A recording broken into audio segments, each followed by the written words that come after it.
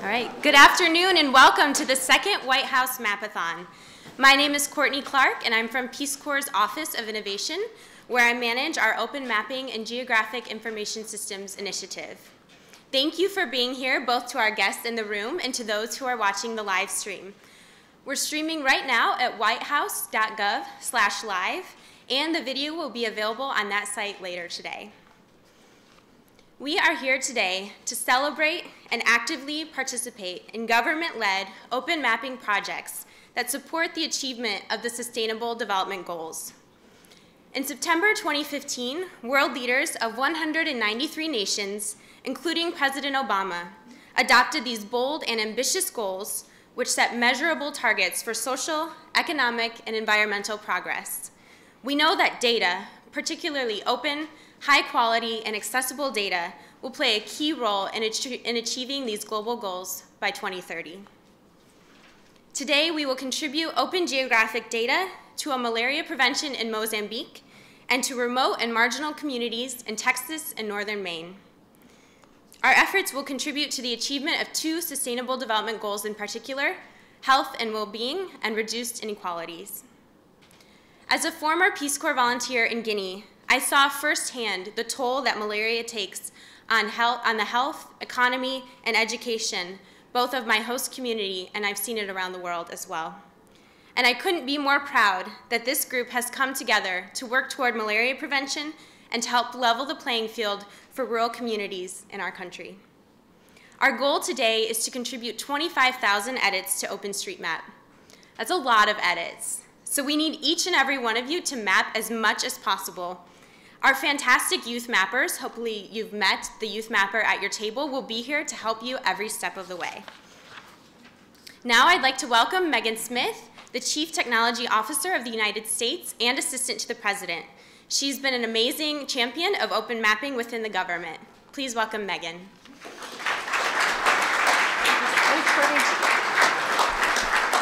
Thanks, Courtney. It's awesome. Where are the youth mappers? Can you guys like stand up or wave around? Yay! Cool. So we welcome you into the world of mapping. So it's incredible to be with you guys. So this is our second annual White House Mapathon. You know, we have great teammates. Our Peace Corps teammates are here. Lots of folks from state are teaming up with us. USAID. So we've got the U.S. Geological Survey and Department of Interior and Ag, and lots of folks have come together to make this happen. And of course, our National Security Council folks. Mary Beth Goodman is on a plane back, otherwise she would be here. But both Courtney and also Benson, thank you for collaboration and all the setup, and everybody else who's helped. So let's see, there's a picture. These guys grabbed some data, so I like numbers, so I've got some numbers. This is last year, so we are definitely gonna blow this out of the water, right? So we've got, there were 80 mappers, and the focus was on the electric grid, and also MapGive, and some of the sort of crisis response and disaster response things we can do in development. And also with the upcoming 100-year anniversary of the national parks, there was a focus on every kid in the park. And so we're in the middle of that, and that's helped. So a lot of great work happened. It's amazing this year because we're joined, and you think sort of globally, I'm gonna talk a little bit about the Open Government Partnership, but we are on live stream, and so we know already that we're formally joined by Kenya, Germany, and Nepal. So hello, people. And then also in the States, we have Florida, Kansas, West Virginia, New York, South Carolina, Texas that we already know about. So that is awesome, and we welcome them. We know that you guys, as Courtney said, are going to be working on malaria prevention and also Missing America. So all the things, which will actually include some of the national parks, but very much around rural and remote areas that are missing knowledge about resources that are there, which is going to be great. So we encourage everybody who's out on live stream, as well as you in the room, especially our diaspora who are from those places who really know them well. Let's get busy on that. And then we know that some of the people out in the other communities are working on humanitarian open street mapping, a whole range of work there, public transport. and public lands. Nepal team continuing work on disaster preparedness, and the USGS folks visualizing resources and critical minerals and other pieces, and I'm sure other people do more. So this is just a couple images from the Open Government Partnership. This is, the president started the Open Government Partnership with a handful of other countries. There were 7, I think, or 8 in the beginning. Corey Zark, who's in the room somewhere, she basically went out, leads that work for our side and work with the National Security Council team. Now there's 70 countries. And I know, is there someone here from France in the room right now? There's some colleagues have come, and they'll come in later, but they're going to be hosting the next Open Government Partnership meeting. So this is where we sort of all get together. Last one was Mexico City for the major meeting. There's going to be hackathons, and mapping is a big part of it. Civic tech is a big part of that. And so this is where we collaborate. One of my favorite things that the French team did was they collected all the French-speaking countries in the digital government side and had a hackathon across digital modernizing government, which we're doing a lot of that work across the US government, and mapping plays a big part into that. So kind of shout out to OGP, and we will continue a bunch of that work. Part of the Open Government Partnership is to establish, what you do when you join is you commit to establishing a national action plan. And so as a country, you look across and almost crowdsource, both from the federal government, but also from states and locals and from citizens, what might we do in our country to advance open government? And certainly the United States, in the spirit of James Madison, who's our open government founder. So we try to reach out. And so we are on the 3rd National Action Plan. And part of the work in the 3rd National Action Plan included a bunch of commitments about mapping. And so this day is sort of in that spirit. And other countries are doing the same kind of thing. Today, part of our theme and part of that is a little bit about the Sustainable Development Goals. How many people in here know what this is? Yes, no, so many people. So for some of those who don't, sometimes they're under hashtag global goals. It's the United Nations organizing us, both the countries as well as civil society, sort of business, everybody coming together over the last couple of years to set a 15-year set of goals. And it's incredibly comprehensive. So this is us last September, ratifying these goals as a world and saying, okay, we got our sights set on these, and over the next 15 years, we want to make measurable advancements in life below water, in gender equality, in good education, in reducing or no more poverty, zero hunger, like really amazing goals, peace and security, justice, sustainability, economic empowerment, economic opportunity. And so it's a great organizing group. I love it because it's so amazingly comprehensive, and it was done in such a really interesting collaborative way. So this is a great set of goals, and the resources and the mapping and geolocation of information and using the maps to coordinate ourselves and to realize what's missing and realizing what's there and help ourselves network humanity to together solve these goals is what we want to do and what today is really about, with a geographic lens on that. And so whatever it is that you are passionate about solving in the world, there's probably a way to use mapping and geolocation to do something about it in some form. And the creativity of everybody is what it's going to take. The President's Chief of Staff, Dennis McDonough, often says, we see different parts of the elephant. And so it's in the collaboration at these tables of all the different pieces that you will bring, and maybe whispering from other tables and cross-sharing. It's in the network that the answers live. So it's wonderful to see everybody together in the network effect. So I love history, and so I know he's going to kill me, but Lee Schwartz is here, and he doesn't love being called GOTUS, but I will notice that the geographer of the United States is in the house. And I will notice also the great history we have, because POTUS won, President Washington, the surveyor, is GOTUS one. And so it's really important to notice how much impact this has always had for all of us, in the work that they did at the time. And also just met a wonderful colleague from Philadelphia Where are you? I don't know if you're still in here.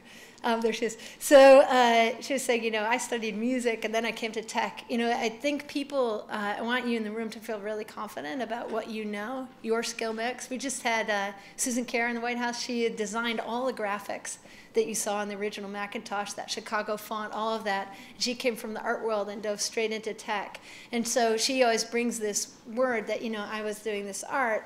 I got pulled in with Steve Jobs, the core team. We built this amazing thing together. It's in the combination of your skill mix mixed with everybody else that we can really get amazing things done. And sometimes the insight does come from music or art or tech or any of the other disciplines. The universe doesn't really separate the subjects, even if we're still trying to get out of that industrial age learning, like each of these subjects, as if they're not related. And so I'm encouraging you guys to go for it today. We love having you in the house, and have a great time, and let's see if we can blow those records out of the water. Thank you.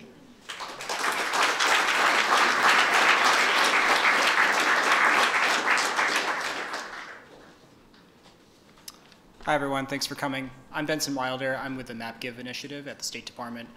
And it's been really thrilling since last year's Mapathon and for the year before that and over the past year to work with a number of partners in the US government since we're all part of this broader community contributing to open data around the world. And the partnerships we build include those within our own building at the State Department. So I think it's fitting, since Sustainable Development Goal 4 is quality education for all, that we have our Assistant Secretary for Educational and Cultural Affairs, Evan Ryan, talk to us today. We've been working with the ECA Bureau quite a bit between ourselves at State, our colleagues at Peace Corps, and USAID since what ECA does promoting shared understanding through exchange and education. Just an extension of that, a lot of what we're doing with mapping is promoting shared understanding through the process of mapping and confronting our global challenges together and understanding them together. Evan assumed her position as Assistant Secretary in 2013, and she oversees a wide range of academic, cultural, private sector, professional, youth, and sports exchange programs to increase mutual understanding between the people of the United States and people of other countries to promote peaceful relations. ECA exchange programs engage youth, students, educators, artists, athletes, and emerging leaders in more than 160 countries and in the United States. Assistant Secretary, thank you.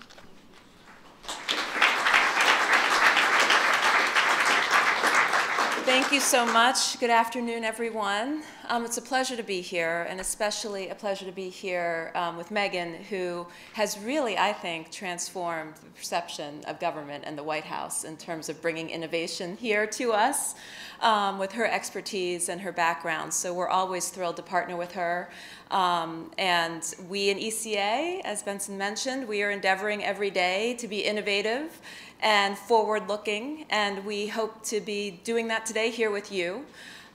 We do, as was mentioned, oversee the whole concept of mutual understanding. How do we tie our country and the American people to the people around the world? I call it grassroots diplomacy. How can we enhance our relationships, build better bridges, especially amongst young people? And the overwhelming majority of the exchange programs that we run are focused on young people so that they can have an experience here in the United States, and likewise sending young Americans abroad to help us understand one another, their challenges around the world, other people's countries and cultures.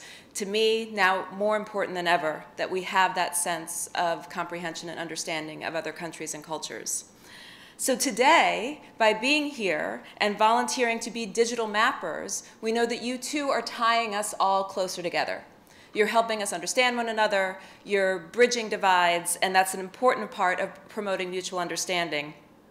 And you're joining thousands of virtual mappers around the world who are endeavoring to do the same thing.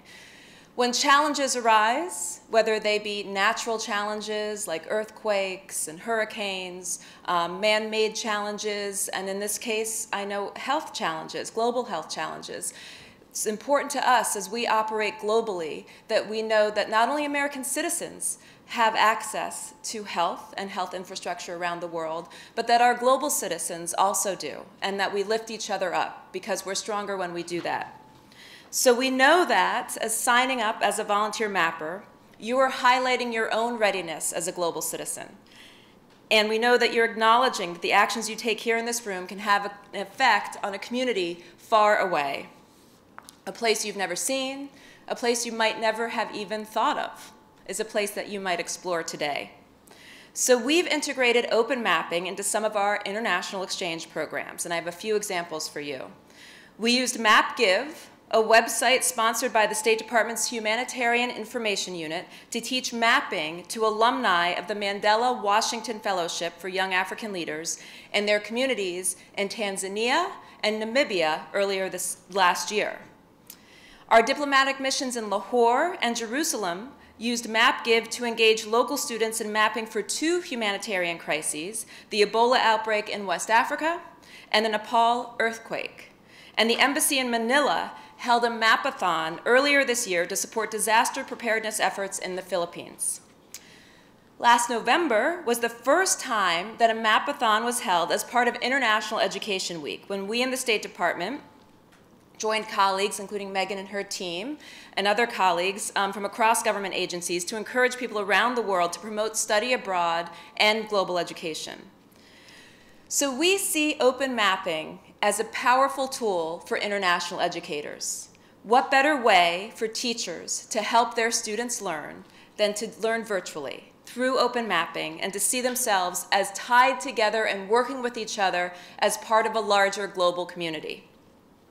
In February, a member of the MapGive team and a Peace Corps colleague gave a presentation to more than 80 K-12 teachers at a global education resource fair here in Washington as part of our Bureau's Teachers for Global Classrooms program. And our alumni office, because we have over 1 million alumni who've been through our programs around the world, recently launched an Alumni Action Corps, which is open to former participants of US-sponsored exchange programs. And the Alumni Action Corps' first activity is what's taking place here right now. A group of our alumni in Europe are actually joining you here virtually to help draw digital maps. We hope to tie our alumni more and more to these sorts of programmings because that's the advantage that we have today, is being able to stay in touch with them long-term virtually. So in closing, since I have you here as an audience, and you're the perfect audience to help join this choir that I represent, I urge you your family, your friends, yourselves, your communities, encourage them to take part in exchange. Students that you know to study abroad, it's more important than ever that we do have that experience as Americans, that we understand other countries and cultures. So I'd love for you to join us in that endeavor. And I hope that you'll keep me updated on your mapping projects, because we in ECA want to continue to be great partners. So thank you all for doing your part to make the world a better place. Thank you.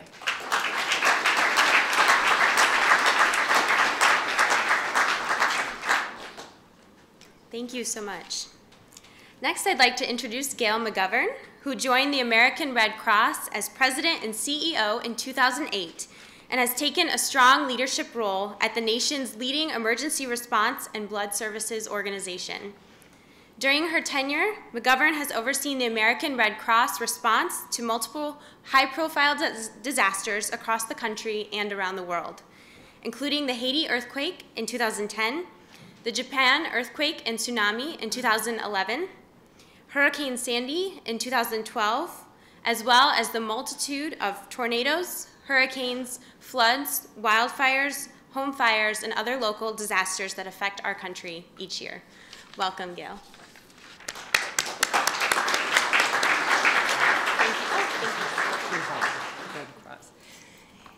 So thank you so much, Courtney. It's such a privilege to be here with you this afternoon. I just learned how to map, and I do have a confession. I started my career in 1974 as a computer programmer, and I was using punch cards at the time. So I became very enamored of the mapping software, and I was really into the technology. And then it dawned on me exactly what it is that we're doing. It is truly incredible. I mean, it is incredible that we can put vulnerable people all over the world on the map. And I want to thank all of you on behalf of the American Red Cross for volunteering your time to do this amazing, beautiful thing. The U.S. government has been a sensational partner for us. We're very, very grateful. We really appreciate that ongoing collaboration, and also our partners in the private sector. We have lots of volunteers that come and do these mapathons, and we're very grateful for each and every person. And we're just thrilled that we're working together to literally put some of the most vulnerable people in the world on the map. It's extraordinary. I want to thank our friends at the State Department for their wonderful MapGive program. It's extraordinary. MapGive gives the Red Cross and a lot of other humanitarian organizations the ability to get vital images and important information that we need to be able to provide disaster relief during a whole slew of disasters. It's wonderful that all around the world, government, nonprofit, and private partners can use innovative platforms like OpenStreetMap to help us provide services. And just as an example, the maps that we're creating today will be verified by American Red Cross staff and our Red Cross partners in country. And the data will be used to help identify all kinds of hazards, risks, health issues, and unmet needs that are on the ground. And that enables us and other relief agencies to be able to fill those needs, and it really makes a difference. Working together, we are making a positive difference in the lives of some of the world's most vulnerable people. Through our Missing Maps program at the Red Cross, we've held over 300 mapathons. They're great fun. And they're like this one today. They're taking place all over the world. In fact, over 10,000 Red Cross volunteers have worked on mapathons. And what I love about the program is you can volunteer in your jammies at home. You can do maps and really be making a difference. So it's virtual volunteerism at its finest. Those volunteers from around the world made 23 million additions to maps. They identified 3 million buildings and put an additional 17 million vulnerable people on the map. And I personally saw the results of our mapping in action right after the horrible earthquake in Nepal a little over a year ago. And there are far-flung areas in Nepal that were off the grid before the earthquake, and people just didn't know where they were and how to give them help and aid. So we saw these maps all over the walls in the Nepal Red Cross, and my counterpart there said, you helped us find places that were really hard for us to visualize. He said, but you also actually helped identify roads in Kathmandu, which is a thriving city. He said, they weren't on our maps. So you have really helped us find roads and buildings and places where we didn't even know that they exist. So again, I want to thank everyone in the room for our wonderful partners that are here today. I am deeply grateful for the meaningful work that we are able to accomplish together through this program. I know I speak for everyone at the American Red Cross when I say that we are truly honored to be part of this initiative. We look forward to continuing to collaborate with all of you in this important effort, and we are committed to the goal of mapping the world, and I believe that we can achieve this lofty objective as long as we continue to work together. Thank you very much.